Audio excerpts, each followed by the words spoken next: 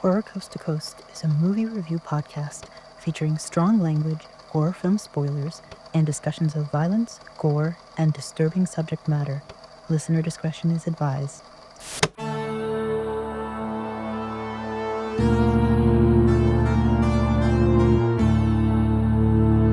Horror Coast to Coast.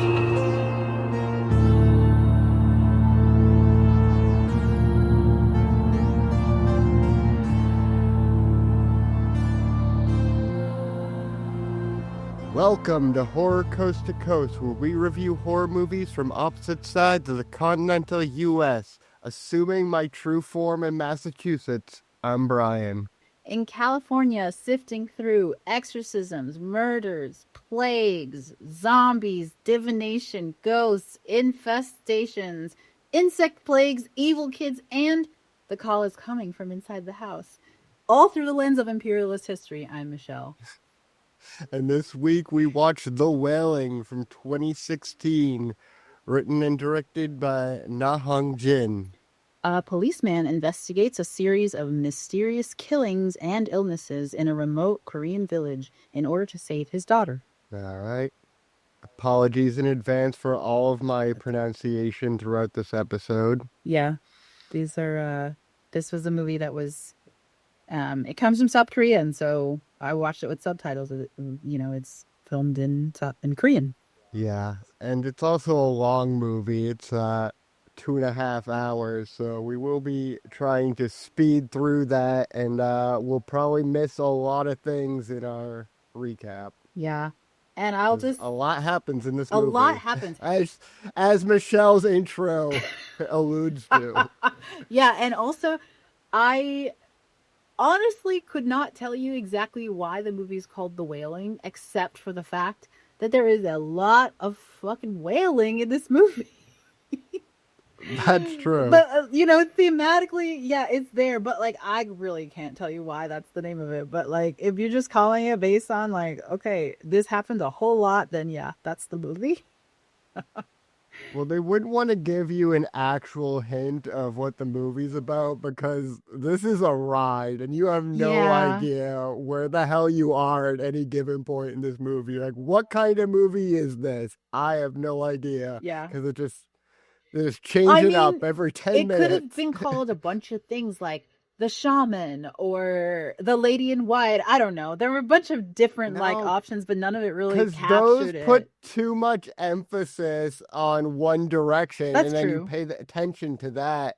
So you're looking out for that. Like you'd be looking out for, oh, why is it called The Shaman? I better pay super close attention to The Shaman. Or why is it called The Lady in White? I better pay real close attention to her. Or The Stranger. And you don't want to do that either. Yeah, they want you wow, there's this and that, and what direction do I even go in? Yeah, okay. Well, I guess they made it vague but still kept it accurate.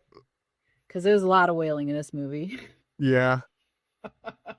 Yeah, I wonder, it also could have some kind of significance in Korean. Yeah, that's true. Okay, so what is the opening scene? Well, I was surprised to see opening with 20th Century Fox for one.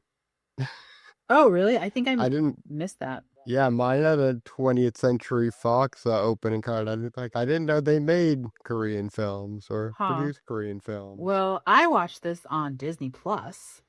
Weirdly enough, I had no idea. Yeah. Well, they own 20th Century Studios, so that would make sense, wouldn't it? Yeah, I just whenever I do any of these, I just Google where to watch the movie, and then it gives me all of the different places to go.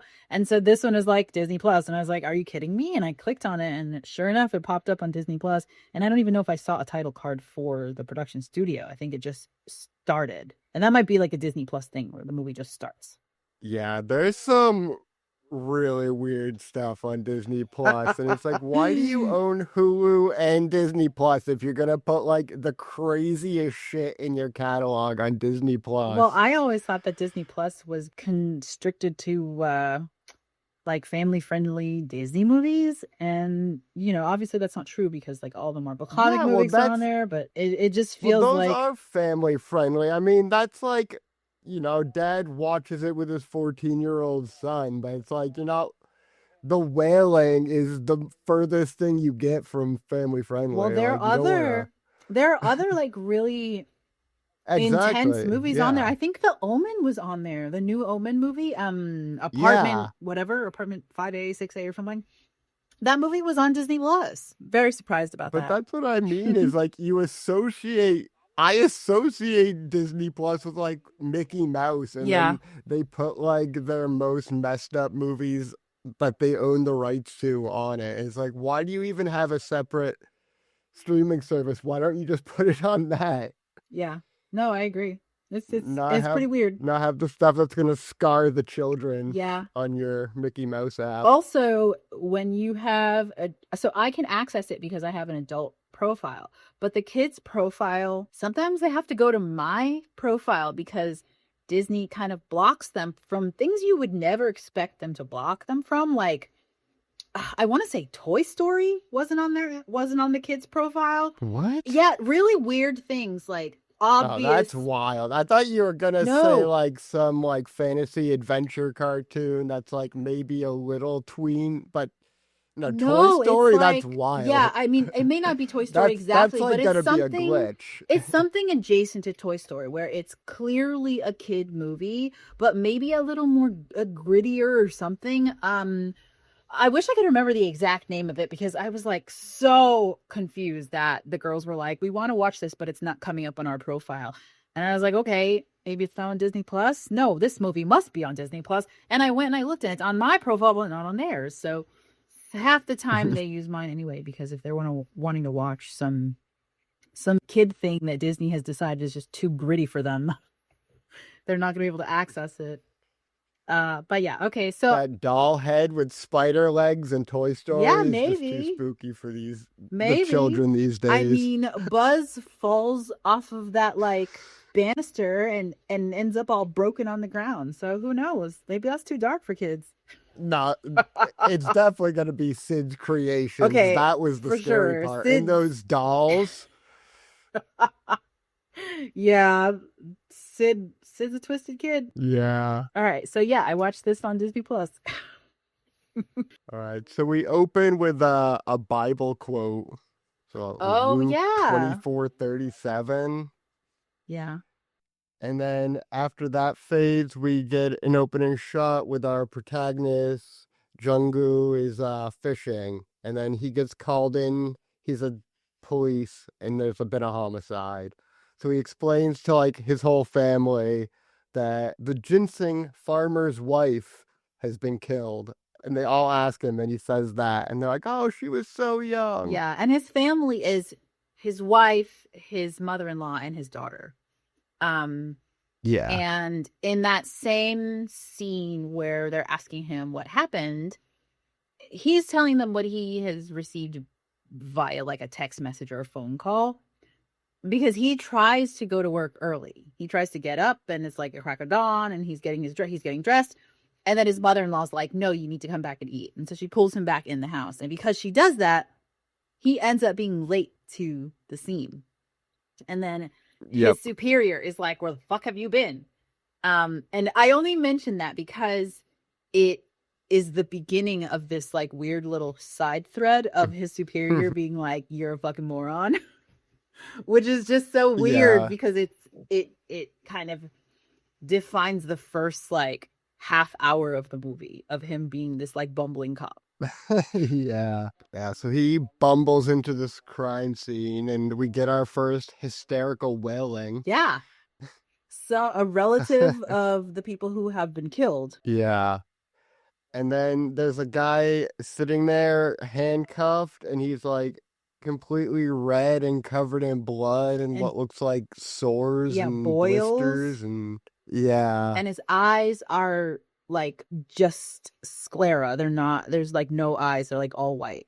Yeah, I wasn't sure if they were like cataracts or if, yeah, but it's creepy. Yeah, for sure. I actually thought he was dead.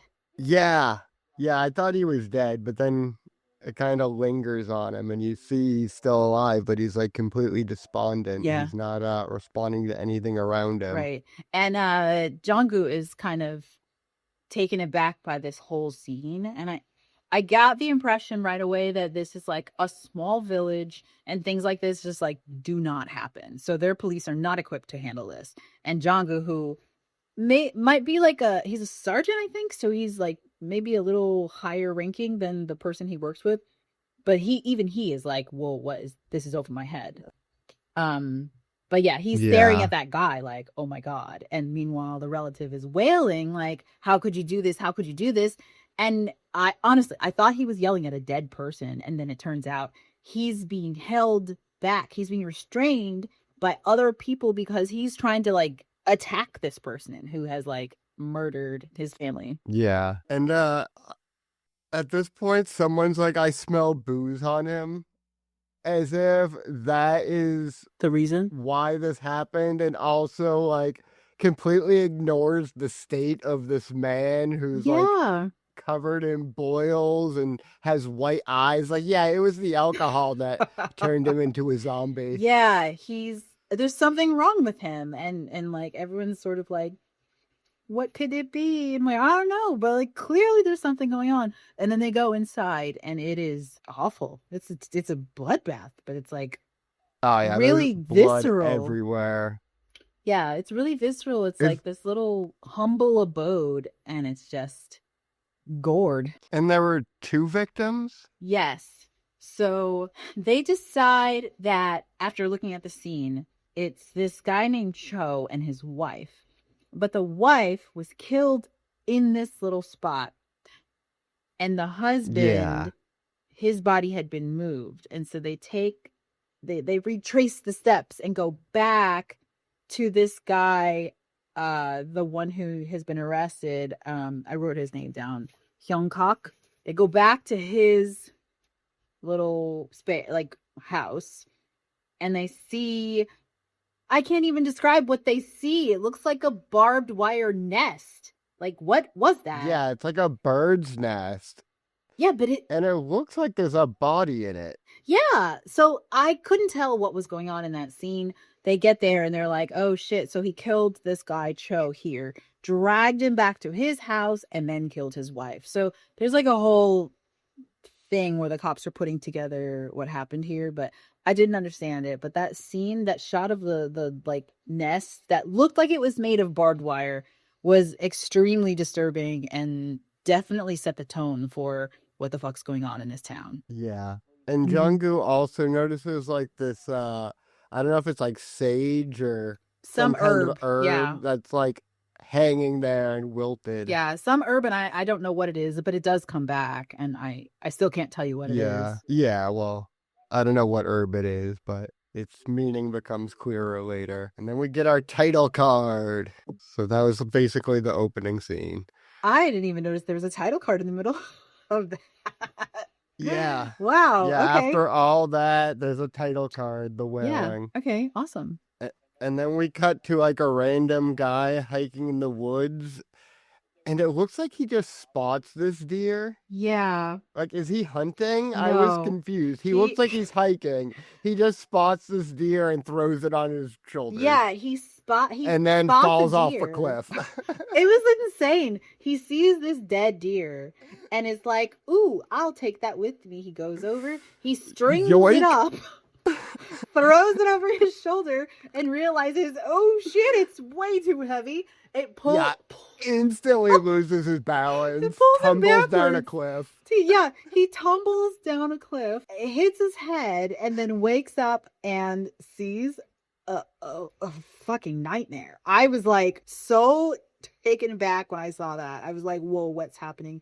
This is a full-on immersive horror movie. I was very just, holy crap, that's scary. Man, this reminds me so much of Twin Peaks The Return, because there's so many times you just cut to like a random like civilian from Twin Peaks and you're like, why am I here? And then something horrible happens. Yeah. You're like, wow, that was fucked up. And it's exactly like this. So he opens his eyes after presumably getting a concussion, right?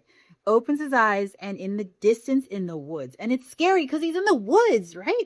And he sees a like basically naked man who is sniffing around this Yeah. carcass that he's dropped. He's got like what Oh. looks like a sumo wrestler diaper. Yeah. And that's it.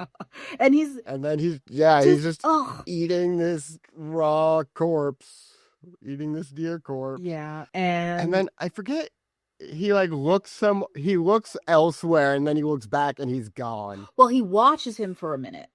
And then the guy eating the corpse turns slowly as it's clear he realizes he's being watched and looks straight at that guy.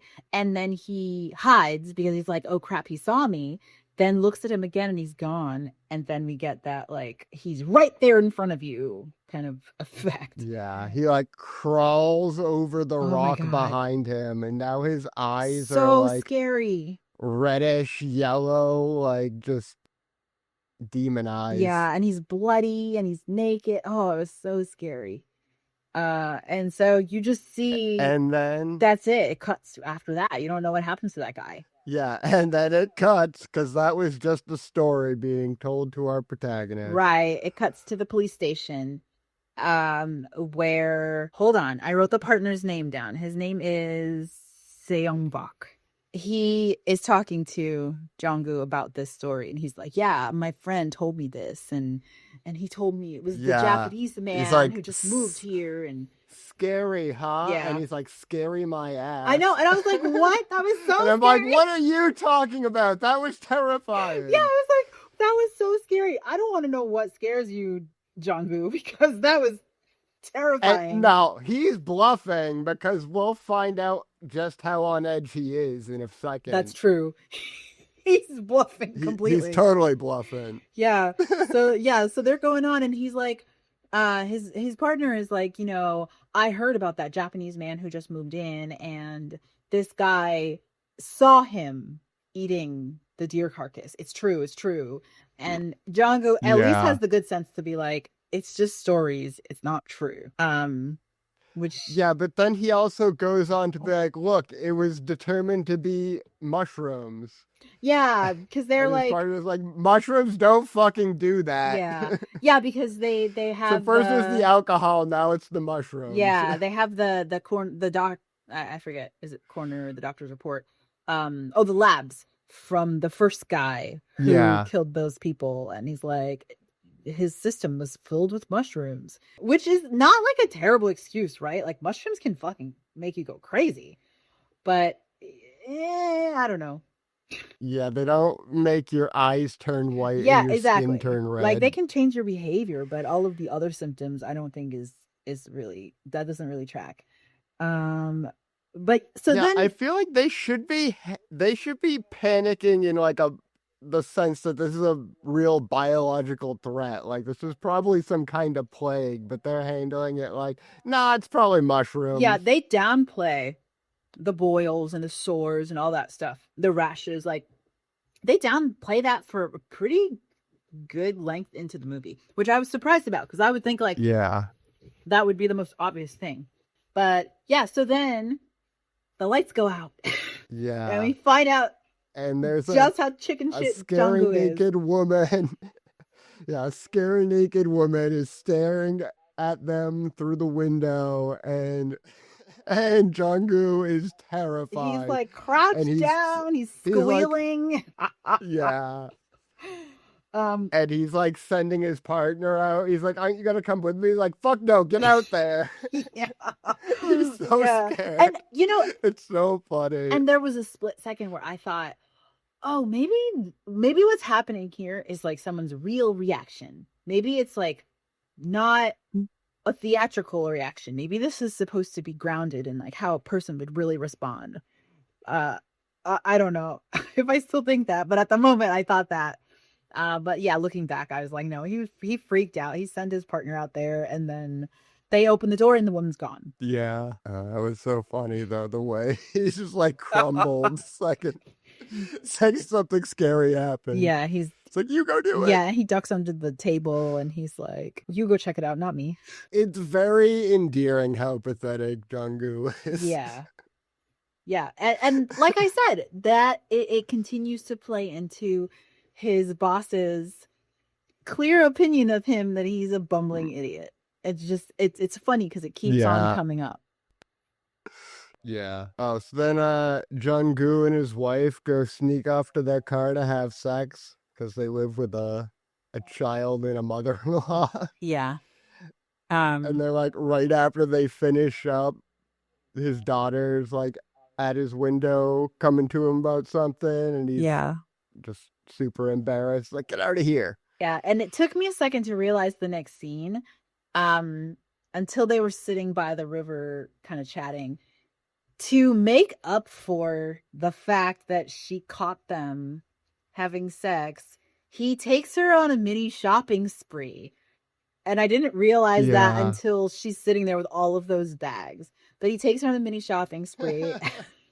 and then she ends up buying this like flower hair clip.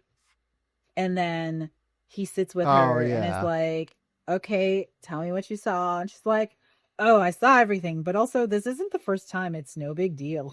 It's very funny. It's a weird little cringy parent moment where you're like, what the hell? I don't want to listen to this. But it gives you a good, I think it's important though, because it gives you a good kind of rubric for her persona and her demeanor and her attitude at the beginning. Because I think this is really the only time where we see her like this, right? Because as the movie goes on, she changes.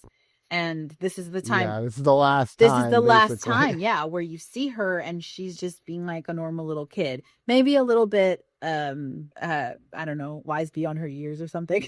Oh, yeah. All right. So Jung-goo responds to another crime scene where a house is burned down and this woman is acting full-on zombie. Yeah. She's got the boils. There's two of them. Screaming and attacking people. Oh, yeah, there's two of them. It's a woman and maybe her husband or maybe a man lived with her.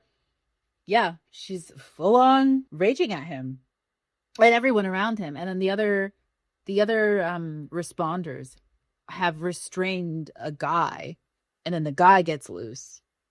But yeah, this is when Jung-goo gets attacked. Yeah. And he starts screaming. Yep. Yeah, again, another pathetic moment. Yeah. And also at this scene is the Japanese man who like stares down Jung-goo. Right. Yeah. And I think shortly after this he starts to have nightmares. Yeah. So he's all like covered in blood and mud and stuff from that incident, and his daughter brings clothes down to the station for him, and I don't understand the scene. Like, why is he acting like this? He's shaken up because I mean, like I said earlier, I think that this is small town police stuff and things. I mean, this isn't even a town, it's a little village. But to his daughter. I mean, I think that's the nature of being shaken up, right? It doesn't really matter who's responding to you or who you're interacting with. I think he's shaken up because he's had these two people who are like out of their minds just lunge at him and attack him and throw him to the ground. I mean, he's screaming because one of them is like really trying to get at him. And so he's totally shaken up. He's sitting there and it looks like he's kind of lost in his thoughts. And she comes in and is like, I brought you new clothes. And he's like, yeah, sure, whatever. But then somehow he connects that the daughter leaves and apparently she drops her hair clip. And when he goes to pick it up, he's standing near the window and he's like, I know who the woman outside the window was. It's the lady that just attacked me, which I think A is wrong and B makes no sense anyway. But he says that and it's a weird misdirection. The first of one of many misdirections in this movie, by the way. But that's the first one. And you're like, okay, I guess we're supposed to trust him because he's the cop and he is making a deduction based on evidence. But turns out he's just making a wild fucking guess. Yeah, and then there's another, like, respond to another crime scene where she stabbed 3 people and then hung herself. Yeah, and that's crazy too because it's shown because a person is going down the street and the woman is hung over the road and the person driving flips off of the side of the road when they see it. And at first I was like, what just happened? Someone just randomly drove off the road, and then it shows you like, oh, that's what just happened. Holy crap. But yeah, the woman in the middle of the road who hung herself, she apparently stabbed her family members and then hung herself. It's just like murders after murder after murder, and Jung-Woo is very like ill-equipped to deal with any of this. And you can see as it's going on that he's getting more and more overwhelmed. Yeah, but they finally start to connect the rash to the incidents. Yeah. So they're sitting on a bench, and Jung-Woo sends his partner to go like to the dermatologist to see if there was any record of these people like getting checked out. And this apparently a homeless woman is like throwing rocks at them. Yeah. And after his partner leaves, she talks to him, and she just like wanders into the crime scene. Yeah. And he's like, no, you can't do that. Yeah. Okay, I guess you can do that because I'm very ineffective No as a kidding. cop. So you can do that. Yeah. And then she's like, I know what happened. I saw them get killed. So then he calls his partner and is like, JK, come back. And he's like, I'm already at the dermatologist. He's like, it doesn't matter. Have a witness. Then he turns around and she's fucking gone. Which, we saw that coming. But she tells him that the Japanese man is a ghost, and that if he keeps seeing him, it means that he's stalking him so he can drink his blood. Yeah. And we've already seen Jung-Woo have one nightmare about this man. Yes. So we are kind of like, is this true? Is this not true? I think, doesn't he have that nightmare right now? Yeah, maybe. I believe after she disappears, he goes back behind that house and he sees that the Japanese man in nothing but a diaper crawling on all fours. Yeah. And then he wakes up. So it's like, we don't even get, was this woman even real? Yeah. Because there's no cut, like it was her scene, and then you just keep going, and then the dream. So there was no real, you don't really know if she was ever real. Right. But at the same time, the call to his partner at the dermatologist's office, that really happened. So there's some weird that's true. bubble of like reality we saw that was just a dream, and it's not cleanly separated from what was really happening. Because the scene when he's at the dermatologist's office, that happens again. I mean, it's referred to again. And I actually don't remember what the results were from the dermatologist's office. But yeah, he does wake up and it was a nightmare for him. And it was really scary, actually. That guy approaching him and sticking his bloody hands out. Oh, God, it's terrible. Yeah. And then he wakes up and his wife's like, what sin did you commit to be screaming like that? And then in like what sounds like a pathetic little kid voice is like, I keep having bad dreams. I know. Yeah. Like it sounds like he came into his mom's room to be like, Mom, I'm having bad dreams. Yeah. The tone of voice. It's so pathetic. And I'm like, oh, yeah. Poor Jung-Woo. You're so pathetic. Meanwhile, his wife is like, shut up. Yeah. He's screaming in the middle of the night and like it's the hours of the morning and like we're all trying to sleep. Shut up. Fair. Yeah. No. Oh, so they talk to a witness and he brings them out into the woods. Oh, it's the guy from earlier, and he shows them the deer corpse. They meet up. Right. They meet up with the guy who they were talking about, the story, who witnessed the guy who witnessed the Japanese man eating that deer carcass.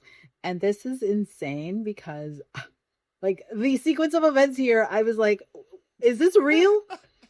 Is this real? I can't understand. Oh my God.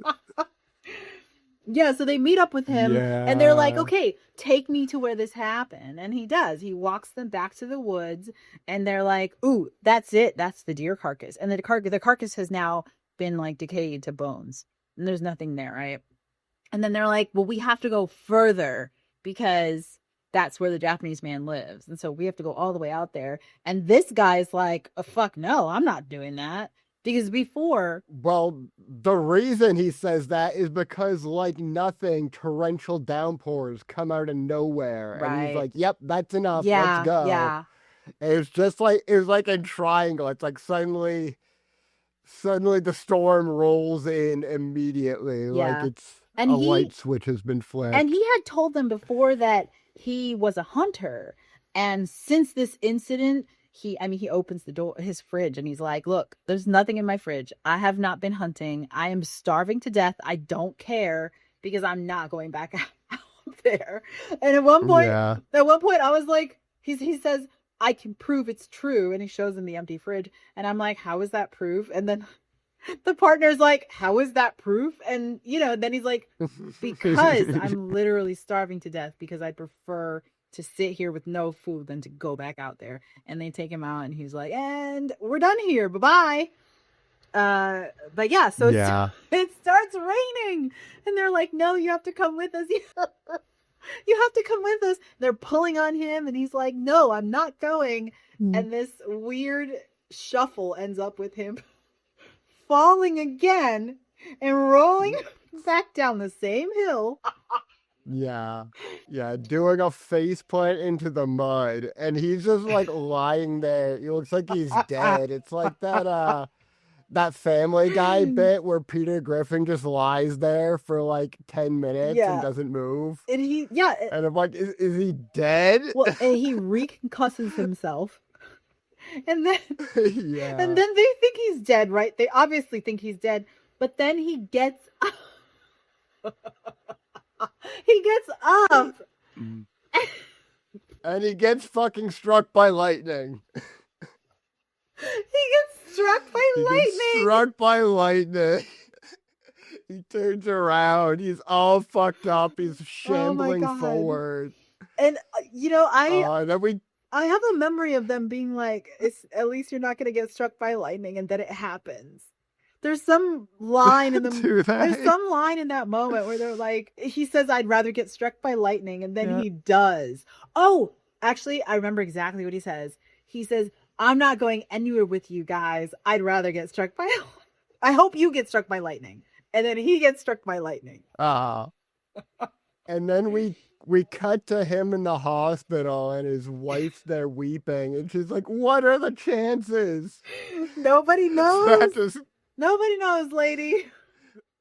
Yeah, she's totally like distraught about, oh my God, I can't believe this happened. And as the viewer, you're like, dude, I can't believe that happened either. I know, like right there with you, lady. And Django and his partner are standing there looking guilty as fuck. And they're just like, yeah, this was sorry.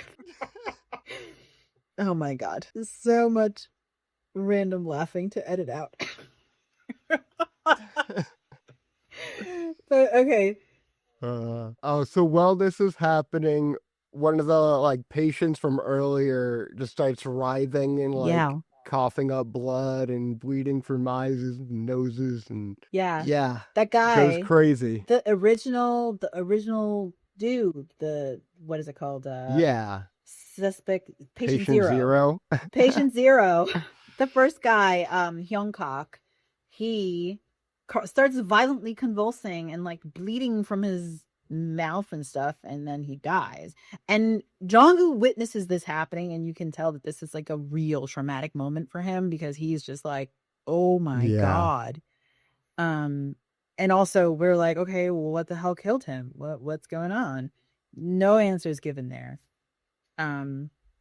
But okay, so then he leaves and he's like, oh my God, shit's hit the fan. Yeah, and to make it a million times worse, he goes home and his daughter Jin starts writhing and crying, and she's like, someone keeps banging down the door. The strange man wants me to let him in. Yeah. She's got a fever too, and like she's not feeling well. And there's a scene earlier where he's late to work and he's like, oh, my mother-in-law. And the boss is like, yeah, whatever. And then this time he goes back in. He's like, my daughter is sick. And the boss is like, yeah, whatever. So it's like, yeah, it's like every time he comes to work, he has an excuse. He has an And his boss excuse. is like, yeah, sure. yeah. So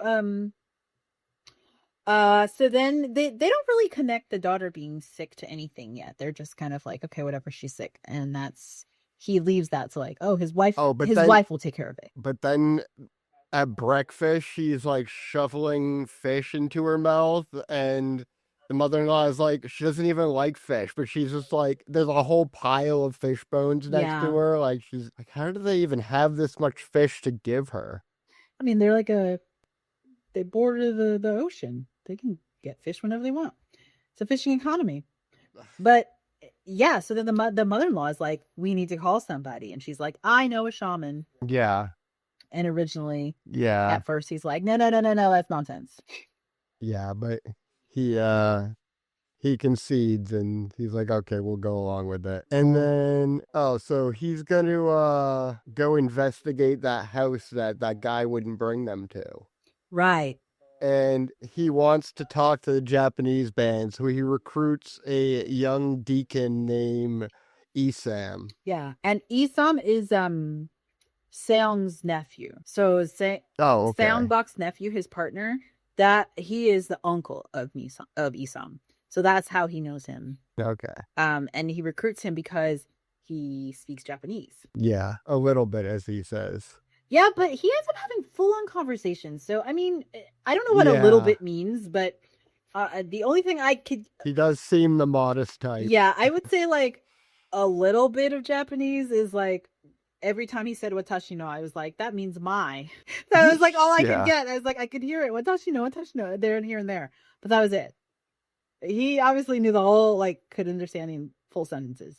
Like, whole conversation. Yeah. But... when he goes to see him, he's not really responsive at first. He's like, okay, translate. Tell me what he says. And he's not really, this is not a productive. He's not there when they go. Oh, this is the first time when they go and the dog is there. Yeah, well, they don't even know about the dog yet. Right, but they get there. They just show up and no one's there. And then they're like, well, we came up here, so he bashes the lock off of, like, the house. Yeah, we might as and well. They go snooping around. And then his partner uncovers a room with photos of, like, all of the victims so far, before and after, and, like, hundreds of other people. Yeah. And then he sees a little, like... and he's just... yeah, he sees, like, a collection of things. Yeah, like personal items. Like he's taken from the victims. Yeah. And he's just, like, staring off for, like, these other two characters are doing other things and he's just, like, staring, like he can't move. Yeah.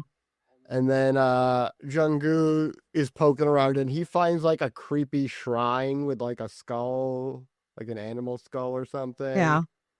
And then he's all on edge and then he hears screaming because Isam is being mauled by a dog. Yeah. So then Jung-gu goes to help Isam, and he's not very helpful.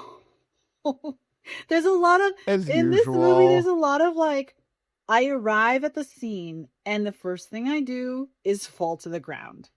And that's what Jung-gu does. He arrives at the scene and falls to the ground. Yeah. And this dog is, like, nipping at them, trying to get at them. It's it's like a cane corso or something. And it's, like, nipping at them, trying to get at them. And they're essentially scooting back, crossing their fingers that the dog's not going to get at them. Yeah. And the thing that the dog is tied to comes loose. And it runs at them. And they haul ass back inside. I was actually very surprised and impressed at how fast those two turned around and jumped up and went back inside. But yeah, so the dog is going at them. And all of a sudden, it stops. Yeah. Anyway, did they encounter him this time? No. They see the dog. So they leave. They see that the dog has been kind of placated by the Japanese man. He's there and he's kind of like soothing, calling the dog off, and then they just leave because I don't think they talked to him this time. And then his partner reveals that he found a shoe with Hyojin's name written in her handwriting on it. So he had her shoe. Yeah, and he's totally affected by what he saw because he's like, he's a criminal. He's done all these things. Yeah. He's a criminal. And it's weird because in you want to look at this from like reasonable person viewpoint and say, I don't know, I think you're kind of jumping to conclusions. I also think that there's kind of some xenophobia going on because you guys are latching onto him as like the Japanese man in this little Korean village. And it's easy to be like, I don't think this is right. And I think that that's how I looked at this for a good chunk of this movie. I was like, I don't know. I think they're kind of jumping the gun here. It seems like they're being a little xenophobic. It seems like they're just kind of looking for a scapegoat for whatever's going on. And of course, they're like, oh, well, second this guy arrived, we started having like illnesses and plagues and murders and stuff. So it's clearly his fault. But the partner has latched onto that completely.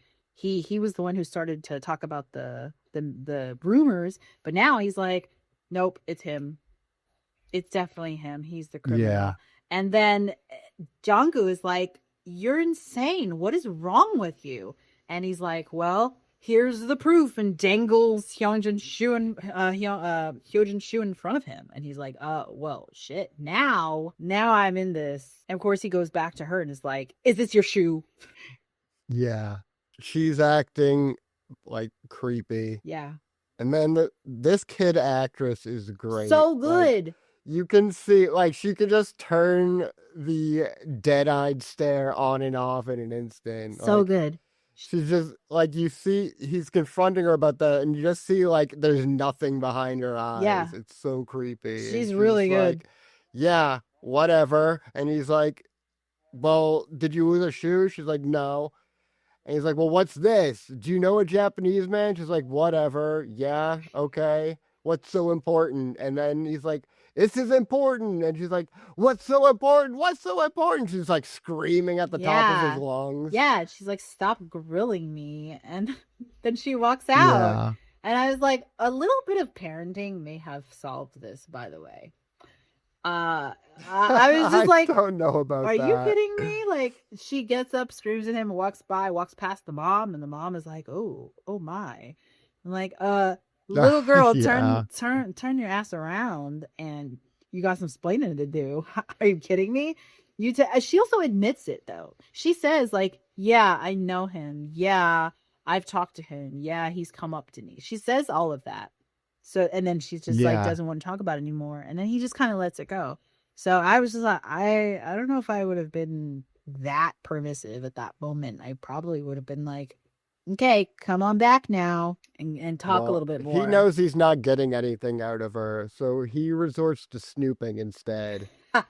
Yeah. And he finds her creepy kid drawings of Satan. Yeah. He finds her creepy kid drawings and also pages burned, like holes in the pages and stuff. It's real, like exorcist crap. But then, well, you gotta burn your Satan journal. Yeah, I guess so. But then he like sees her laying there and is like, I think I want to like check. And you can tell he's like curious to see if she has this rash. And so he lifts up her nightgown and he's like, oh crap. And the rash is like all on her legs. And then she wakes up. Yeah. Yeah. And she's like, what the hell? Yeah.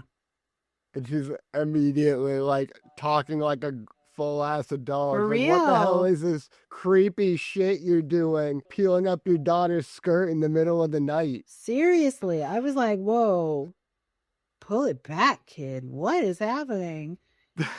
Yeah. So she is just beside herself and is like, I don't think so, Dad. And he notices that she's got this rash. So then what happens after this? So after this, they go back because he wants to talk to this Japanese guy about why he has the shoe in these creepy photos. Right. And they see that the photos are all gone. He's burned them. Yeah. And Jonggu flips his shit. Yeah. And so he's like making all these threats, and Isam's there, and he's translating like as little as he can. He's asking the questions that Junggu wants asked, but he won't make the threats. Yeah. He's like, so Junggu's like, I'll give you 3 days or I'll kill you. And then he's like, where are the photos burned? He goes into the house where he says he burned them, and then the dog comes after him, and then he like kills the dog with a rake. And he's like, that'll be you if you don't fucking fess up. Yeah, he does. I couldn't believe it. And that poor dog, I mean, gosh, he was menacing, but at the same time, like, he killed him with like an axe pick. Oh, it was It looked gruesome. like, yeah, I don't know. It was something. Yeah, I guess it was like an axe pick. I think I'm thinking of something later. No, it was gruesome. But also, he found an altar in one of the rooms and he destroys it. And so, Oh yeah, he found it last time, but now he destroys it with the same and so like axe pick. the interesting part here is that it's unclear if this is a beneficial altar or if it's an altar that's like malevolent. And we don't know. And then he just destroys it. And so you're kind of like, oh no, what did you do? Yeah. Well, it has like a goat skull or something in it, right? Yeah, so I it looks mean, pretty demonic. So if you're aligned with Judeo-Christian values about what's evil and what's not evil, yes, the goat skull is clearly a symbol. But I also was like, I don't know. There are different cultural practices in different areas of the world, so maybe it's not. Maybe it's not. But there is a Catholic priest there, right? And so you're like, okay, I guess Yeah, exactly. Christianity has at least spread this far, so maybe the goat does mean something and plus, bad. Like, I'm not always gonna side with the Catholic priest, but he seems pretty solid. Yeah, I did like it. I did like him. So speaking of Catholic priests, is this when they go and visit Isam's superior? Because Isam's like, we gotta talk to my boss about this. I think so. Yeah, because the daughter's sick, and they go to the Catholic priest, and it's Isam's boss, who's this older priest, and he's like, don't listen to anything you hear. Trust in the doctors, which is the moment that I realized, wow, I didn't realize that hospitals and doctors were so aligned with Judeo-Christian values. But apparently they are. Trust in the doctors. Yeah. Because the opposite of that is align, like, get caught up in, at one point he says, like, don't listen to them. The rumors could be awful. I've heard things like he's a Buddhist and stuff like that. So I'm like, okay, so the opposite of listening to the doctors and doing the thing that like the Catholic Church approves of is, listening to rumors about someone being a Buddhist and aligning yourself with cultural practices that aren't rooted in Christianity. It was an interesting like kind of commentary that. Yeah. But that guy's just like, trust the doctors, take her to the doctor. Yeah, so they take her to the doctor, and she's got the rash on her belly, so it's like progressing. And then at one point, Junggu is awoken by screaming, and there's like a dead or dying goat like strung up, and his wife is screaming. And it's like, where did this come from? Yeah, Came out of nowhere. Somebody just kills a goat and just strings it up. I think it's one of their goats. I assume so. And he just hangs it up in the yard. And then we get our city slicker shaman rolling up from around the mountainside in his fast car. Oh, well, first there's like Junggu's like trying to get up to see what she's screaming about, and he can't. Oh, yes. He's like paralyzed. He's like paralyzed, and they call an acupuncturist, and he's like, he's gonna quit drinking. He's drinking too much. Yeah. They're like, no, again, this isn't the alcohol. Yeah. And goddamn demons. And while he's at the acupuncturist, he looks over to his mother-in-law and wife, and he's like, oh, he's got all these needles in him, and he's like, where's Hyojin? And they're like, oh, she's just with a neighbor, so we could be here with you. And he's like, are you kidding me? Gets up. They all run home. And what do they find? Hyojin has stabbed this motherfucking neighbor to death. Oh, yeah. Yep. She's sitting there with the knife covered in blood, like kind of shaking, like, what have I done? But I don't know. I don't believe her at this point. No, I believe it, because this actress, like, it looks like you can see the terrified child in there again. Like, the possessed demon has just like turned it off so she can suffer a bit. So I get that, but I definitely see that. But what I mean when I say I don't believe her is because I do think her acting is nuanced enough that this could be the demon just putting on the act. Because that's what I thought. I was like, ugh. It looks like she's a kid kind of emerging to deal with the consequences of this, and the demon's kind of receded and is like watching it all play out. But it could be the demon pretending so that it garners sympathy. I don't know. It could go either way. And she was extremely talented at this, so I could see either of those things being true. Yeah. So then the shaman rolls in and he's like, hey, what's in that jug over there? And they're like, soy sauce. He's like, bring it to me. And so he's struggling to bring this giant ass thing of soy sauce over, and then he just shatters Smashes it. It's like, why didn't you walk up the hill and shatter it? Thank you. Right there. Yeah. Why did you make him struggle to bring this fucking giant ass jug? It's like 7 gallons of soy sauce. Yeah, he's like, bring it to me. And they don't move, and he's like, are you deaf? I'm like, God, just walk up the hill and smash it if that's what you were going to do the whole time. Anyway, he smashes it, and there's a dead raven or crow in there. It's gross. Yeah, whole ass dead raven. A whole it's dead huge. crow. It's fucking gross. huge. Yeah. Ugh. So then they never eating soy sauce again. Gross. Yeah, so then they're like, oh my God, this is awful. And he's like, mighty evil spirit you got going here. Yeah. Yeah, so he's gonna do the exorcism ritual. And man, these exorcisms are lit. They got music and dancing and swords. They got like this drum music, and he's going all out. I'm like, wow, this is way funner than Roman Catholic exorcisms. Yeah, he does. It's like a party. He has a whole crew with him. The drummers. And he says, well, that did like nothing. Yeah. This is the strongest evil I've ever seen. And that Japanese man, that's no man. That's a ghost. Yeah. And he does the ritual, and you see the little girl in the center, and he seems like he is pissing her off.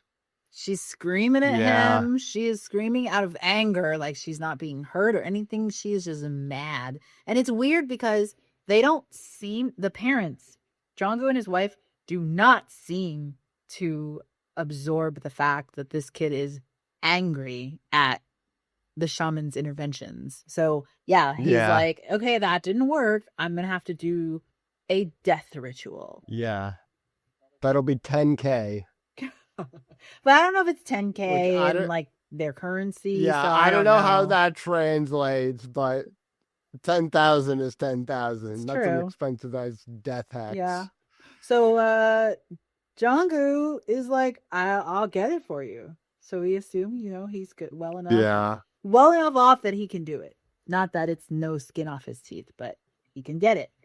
And he says to him, it's super important that you not do anything to fuck up this ritual, including like intercourse or arguing or eating the wrong thing or drinking alcohol. Like he gives him a whole list of things that could possibly screw up this exorcism. And so you're like, all right, let's see how Jonggu fucks this up. Right? Because we've been given the rubric of him being a bumbling idiot this whole time. So you're obviously going to assume he's going to mess this up. I don't know how he's going to do it, but he's going to mess this up. And the shaman gives him very easy rules to follow. Just don't interfere. Just don't do anything that will screw up my ritual. Oh, Lord. Yeah. So he starts the ritual, and Hyojin's kicking and screaming. And like he's pounding spikes into a block of wood, and she's like reacting like she feels it. Right.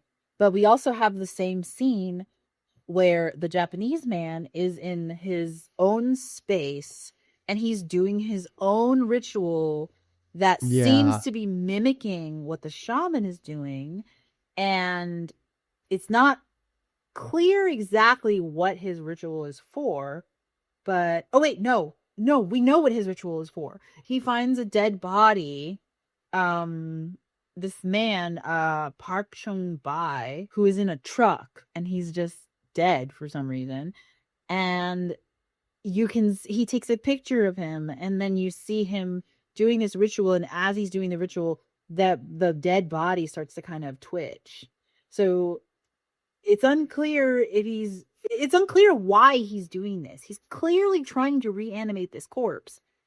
But then at the same time that ritual's happening, he's affected maybe by the shaman trying to exorcise the demon from Hyojin. It's all happening at the same time, so it's not super clear. But yeah, because when he hammers the nail into the block of wood, it affects Hyojin, but it also affects the Japanese man. So a lot of stuff going on. And then like right after that is when Hyojin's like, make it stop, and so yeah, she's like, Daddy, make it stop. Yeah, so Jong-gu like comes in, starts breaking everything, oh my God. like turning over tables, like get out, stop it. He doesn't No even chill. no chill at all. He doesn't even say, okay, stop, guys. Yeah. I think this is harming her. He fucks up their altar. He starts breaking stuff. He yells at people. He totally disrupts this ritual. And you're like, wow. You were warned, sir, and this is your choice. Yeah. Oh my God, I was so frustrated when he did that. I was like, stop. First of all, you're going to trust your kid who is clearly possessed. You're going to trust your kid when she's like, it's hurting me. Is it hurting me or is it hurting the demon? Yeah. What's wrong with you? But yeah. Like, of course it's going to say that. Come on. I know. I was like, have you not seen The Exorcist? Reagan was a lion ass the whole movie. Yeah, speaking of The Exorcist, she was like contorting like that She was. at the end of the ritual. And so they rush her to the ER. Yeah.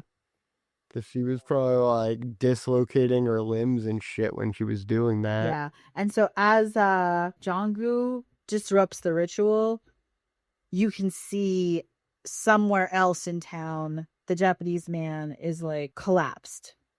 And then after some time goes by, he kind of starts breathing again and then pulls himself up and under a blanket, and it looks like he needs to recover. So my impression is that the ritual was working and was probably gonna kill him, and they interrupt it, and so he's weakened and needs to recover. Eventually he does, right? Mm-hmm. But she's in the hospital and she's all contorted. And then so they go back to the Japanese man's house, and then the zombie like appears and they're all like fighting it off, and then Isam comes over, they're all beating on it. He's like, stop it. And then the zombie thing like grabs him and just bites a chunk out of his face. Oh my gosh. Yeah. So after the thing in the hospital happens, Jong-gu gets a bunch of his homies to just roll up in a truck and is like, we're going to take this man out. Like, it's not a police operation in the slightest. He goes to some kind of like deli and gets a bunch of his friends and is like, this is really happening and this Japanese guy has got to go. And they just jump in this truck and roll out to this guy's property and try to like take care of him. But when they get there, the reanimated corpse of that guy who was in the truck comes after them. Yeah. And at this point, I feel like Jung-gu's basically like done being a cop. Like, from this point forward, he's like, yeah, I'm not really a cop agree. anymore. And I think it's because I'm just a pissed off father. Yeah, and I think it's because the line has been crossed where he's not protecting the village anymore. He's just protecting his daughter or his family, right? Which I honestly don't think that makes him more virtuous. I actually think it makes him more prone to mistakes. And I think it makes him more of like a selfish character. And then I don't think his I don't know. I just my opinion of him lowered. Let's be honest here. Can Jong-gu really be any more prone to mistakes? You would think, but the movie keeps going. His natural state is to be maximally prone to making mistakes. Yeah. Okay, so they narrowly escape this this zombie, and then it just kind of like disanimates. So when I mentioned the rake earlier, this is when they find like this rake with these long metal prongs and they embed it into his head, but it doesn't stop it. Yeah. Does not stop it. Keeps on going. This is like the most indestructible zombie that I've seen in a long and time. it's got a shovel and it like breaks it in half and then like throws it at Jungkook's face. Which was actually really comical because the way that played out, it was very like cartoon shovel to the face, then he falls backward. It reminded me of in Triangle when Jess throws the shotgun At herself, yeah. 'cause I got it. Very funny. Yeah, I got the same kick out of it. Yeah. So then And then the zombie just stops stops. and just starts writhing on the ground and dies. Right. And then somebody sees in the woods, they're like, oh, another one is coming. But then Jonggu looks through the trees and he recognizes the Japanese guy. And so they all take off after him and they run him straight through the woods and what they think is off a cliff. Yeah. Oh, Jungkook's like breaking down. It's really sad. He's crying. I want to save my daughter. And then the Japanese man just like clinging to the side of the cliff by his fingers somehow. Like, crazy finger strength, I guess. Then he drops to the ground and he's hiding from them.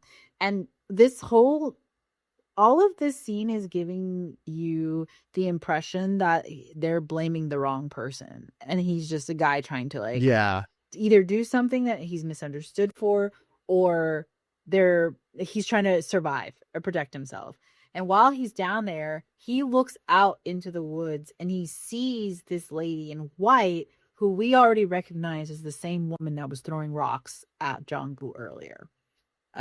She's got a very recognizable face, and so you see her and you're like, what is she doing here?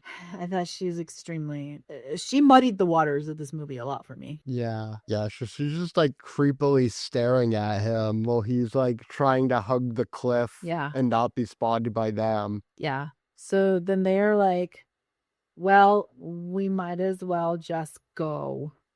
They get back in their truck. Yeah, and then they're going, and suddenly this movie turns into I Know What You Did Last Summer. They hit him like right on this cliffside, and they're like, well, he's dead, so they just kind of shove him off the cliff. Yeah. And then that woman is shown to be watching, and it's like she knows what you did last summer. And that was a great shot. That's a great shot. Because Jonggu pushes him off the cliff. He pushes the Japanese man over the side of the road and he falls down the cliff and he stands up, and over his shoulder is the lady dressed in white, way, way up on the mountain.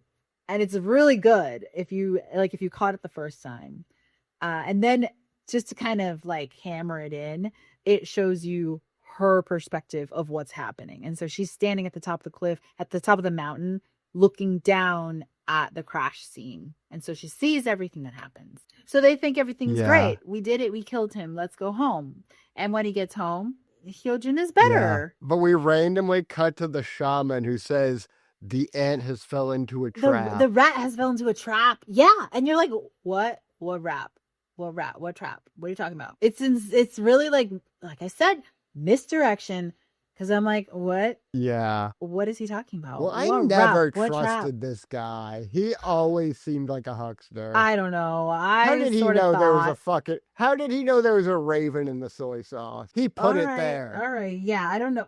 The shaman I was immediately like, how the hell did he know? Did he smell raven in that soy sauce jug? Or maybe it was an omen. Maybe it was like, if there's evil spirits around, check the soy sauce bin.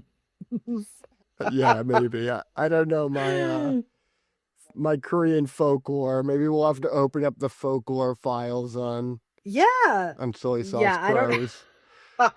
I don't know what his motivation was. But yeah, then he's like, the rat has fallen into the trap. And you're like, okay, I don't know what that means. Does it mean it felt like someone has done the wrong thing, but it was because they were being manipulated by somebody else. So then you have to think, well, what was the wrong thing? Was killing that guy the wrong thing? I don't know. And also, like, at this point, I just had to check. It's like, oh, yeah, there's like 45 minutes left. Yes. There's definitely a trap that has been sprung. Yeah, you're like, wow, there's a lot left in this still. Clearly, this is not our happy ending, is he hugs his daughter, and he's like, you're okay now? And she's like, yeah, I'm fine. Yeah.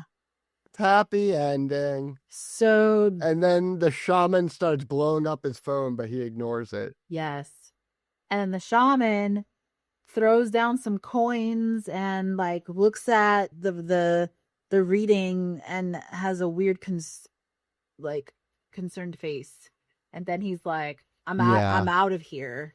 You have no idea what he saw. Yeah. But he's just like, I'm out of here. Bye, bitches. Packs up his truck and turns around and drive away. Wait, no, he doesn't. Yeah, and then he just doesn't he go to see he goes to see Jong-gu first. And it's like he runs into the lady in white. Yeah, I forget where he's going, but he just starts bleeding from the face, like profusely. Right. And then he looks over and the woman in white's like, "What are you here for?" I think he is there to see Jung-gu. Yeah, because he had been calling, and because Jung-gu didn't answer, he was like, all right, fine, I'm just gonna drive over there. And when he gets there, that lady is there. And he looks at her and starts bleeding through all of his orifices. Yeah, and then he starts vomiting. Yeah. And then he's like, all right, I need to leave. Gets in his car, packs his car, and is driving. And as he's driving, he calls Jung-gu, who finally answers.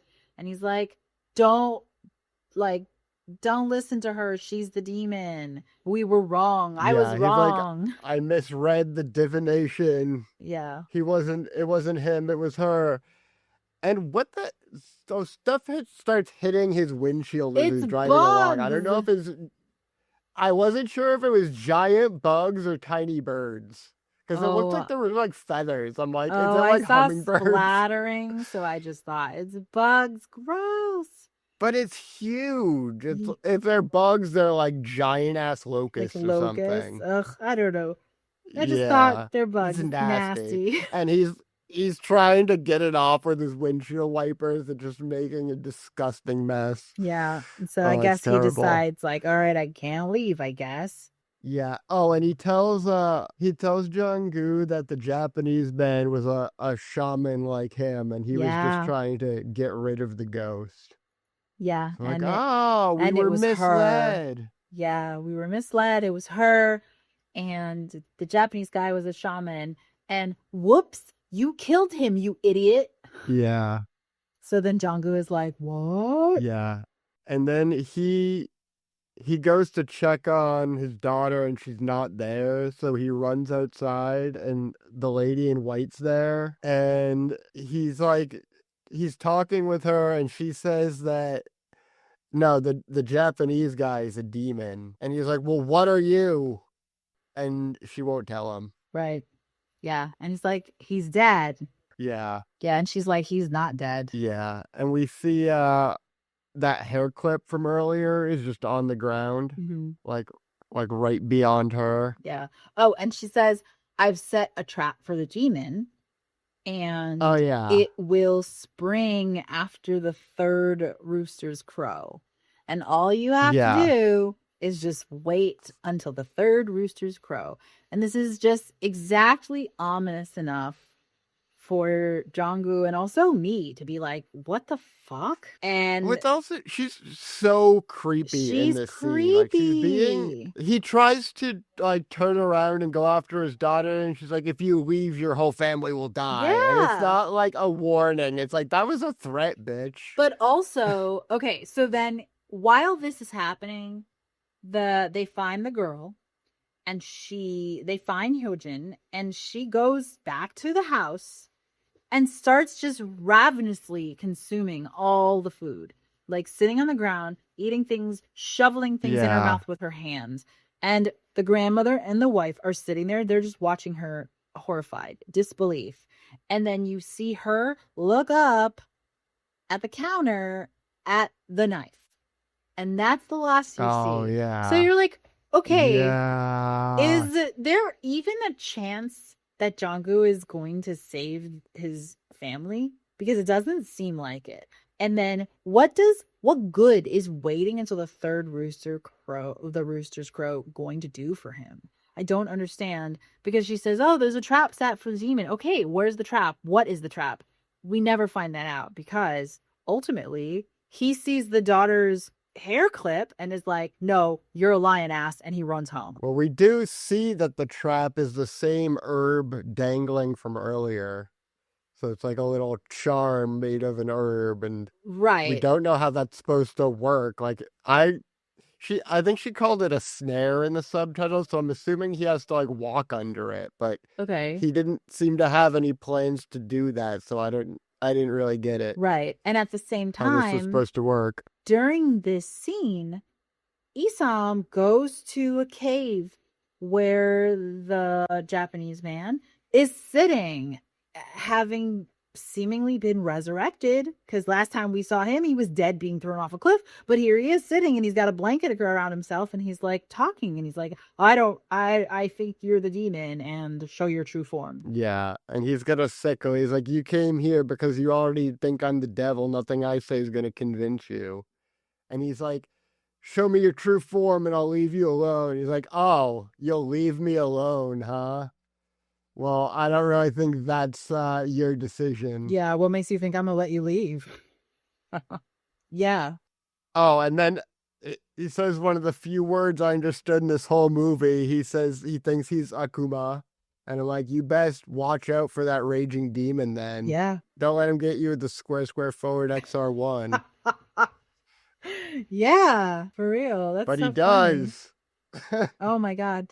Because he snaps his picture and he just like keeps snapping his picture, and Isam's just like paralyzed there staring on as he assumes his true form slowly. Like his hand starts to change first, and then we see he's full on demon mode. He's got the eyes from earlier, but he's got full demon skin, and Yeah. he looks creepy as fuck. He is. And he's like, look at my hands. Look at my feet. Yeah. You know it's me. It was really intense. And then Yeah, and he references that Bible verse from earlier. Oh, I didn't hear that part. But he does. Well, he says something like, he says about touching my hands, which is in the Bible verse. Oh, okay. Yeah, because he says to Isam, Touch me and see. right. Ghosts do not have flesh and bones, as you will see I have. Yeah. But it's interesting because he's taking his picture, and you don't know what happens to Isan, but you do know that the people who had their picture taken are the victims.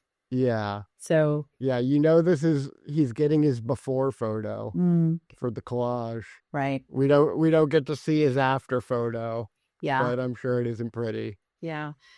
And then, so Jung-gu ignores the warning to stay still until the third rooster crows and barges into his house. And there is so much blood.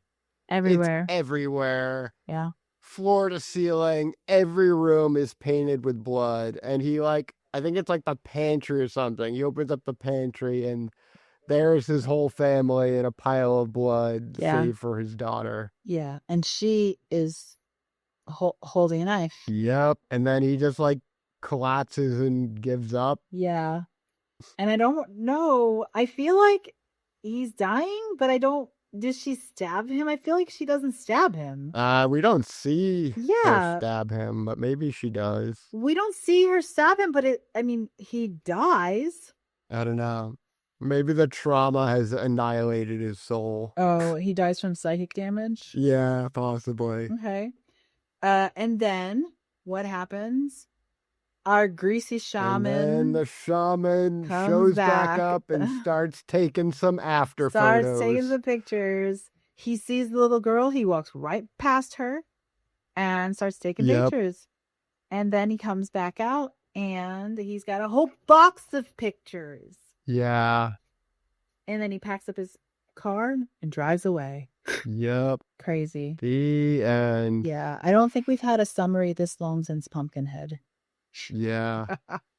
Yeah, there's a lot. A lot of stuff. I mean, it was a long movie. Mm-hmm.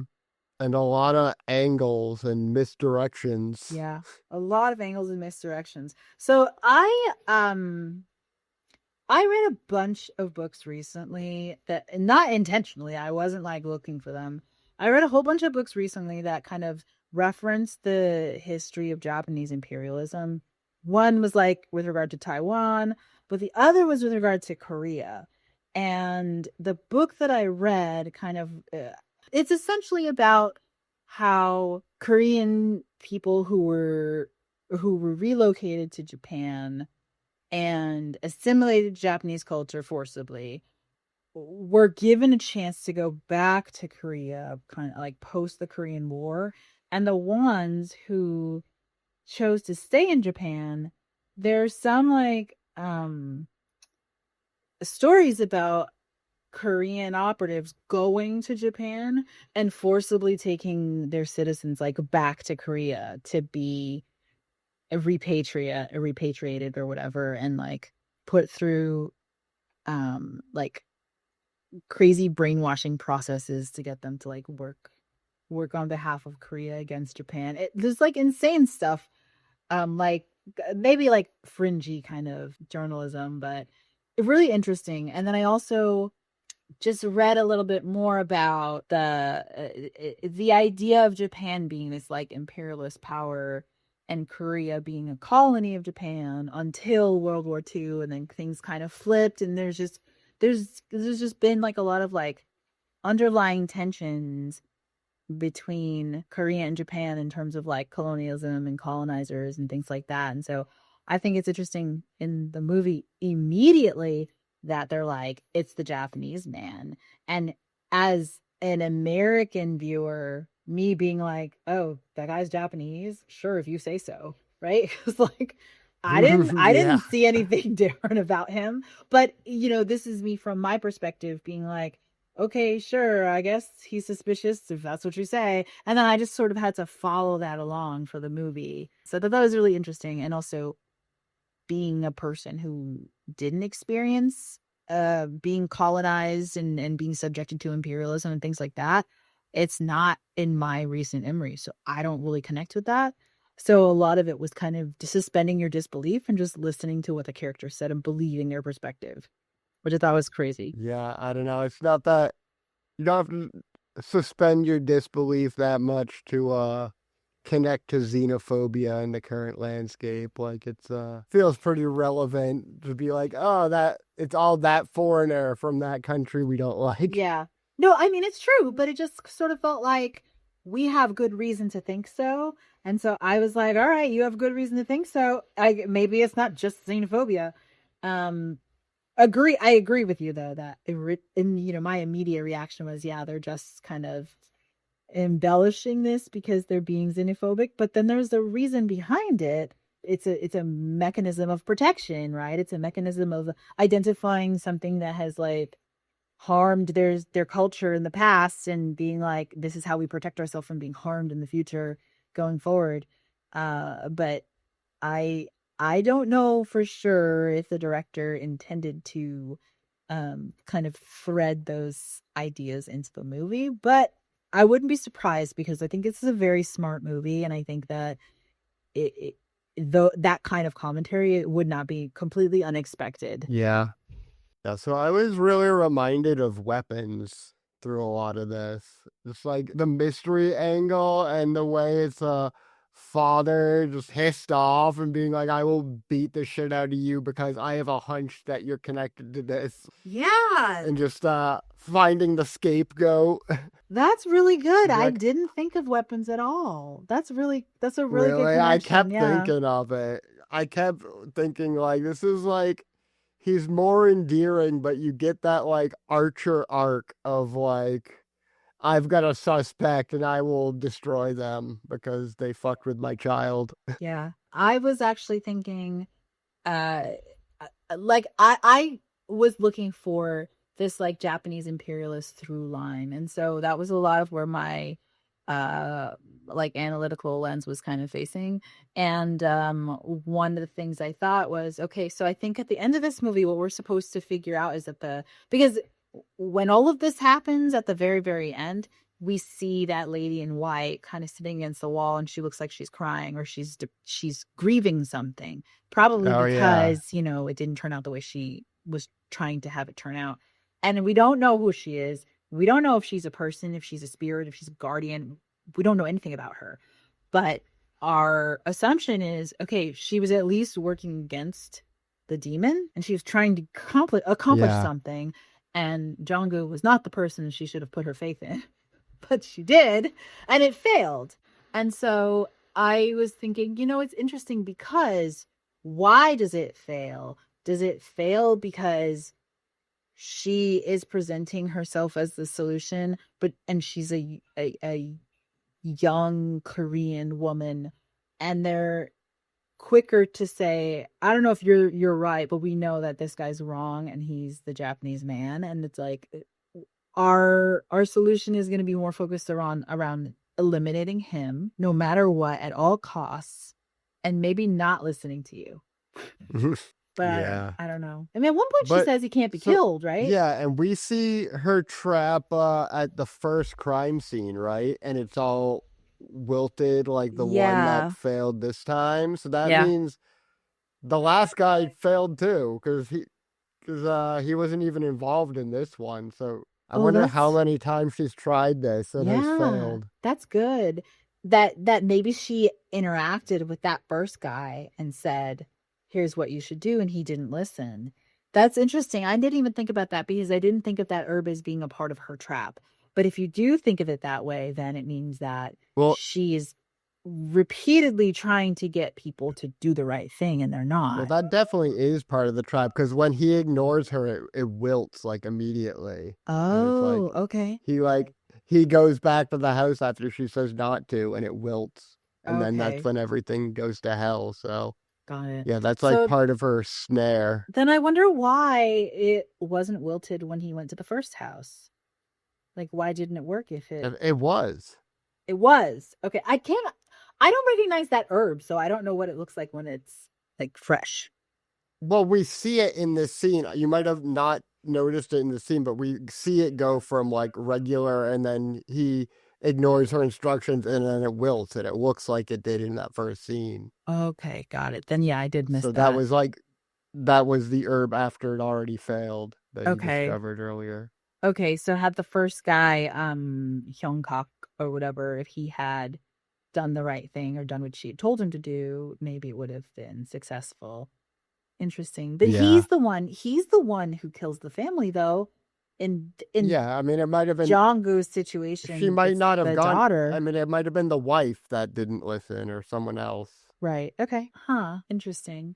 Yeah, I had a lot of interpretation questions about this movie, because at first I was like, all right, well, who is the shaman and who is the demon? And when the shaman is saying, like, the Japanese guy is another shaman trying to get rid of the lady in the white, I thought, okay, well, that tracks, because Jong-gu goes and he destroys the altar, and maybe in doing that he ruins his chances of actually catching the demon. And like, there were a lot of things that were sort of pointing us towards Jong-gu, not Jong-gu, the shaman being the Japanese man and working with the other shaman to kind of get rid of this lady in white. And then none of that ends up being true. So it was just in my head, I was like, okay, so what is it that I'm supposed to believe? And then at the end, when he says, oh, well, the shaman is the guy, and don't listen to her and don't trust her, is the shaman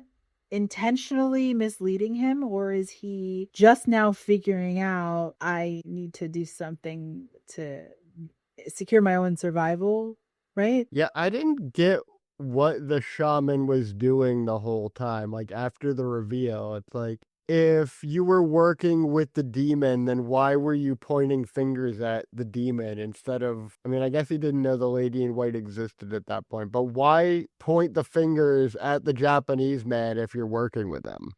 Yeah, I don't know. I think what I was wondering is, I feel like he must have been on their side in the beginning, because he tries to I don't leave. think so. He tries to leave, and he goes to the house to warn him, and then she's there, and that's when he starts bleeding out of his orifices, and then he's like, okay, well, I guess I can't leave. Well, he was gonna turn him onto her, and she didn't want that, right? Oh, I don't know. Maybe that's what he was gonna do. Point the finger at her. Well, that's what he does immediately after. Well, I thought he did it after she started affecting him. when she makes him like vomit Oh. blood and stuff. So I thought that was why he was like. But then what was he blowing up his phone for? I don't know. I feel like it had to be that. Okay. But I'm not sure. Yeah, the shaman was pretty confusing. Yeah. At the very least, he was not a clear. His alignments were not clear because I don't know who he was trying to preserve, I guess. But yeah, I don't know. I thought the first time I had watched this movie, I had not read any of these books that I had read recently that had to do with like the historical aspect of this. And so having read those things and then watched it again, it makes a little more sense to me.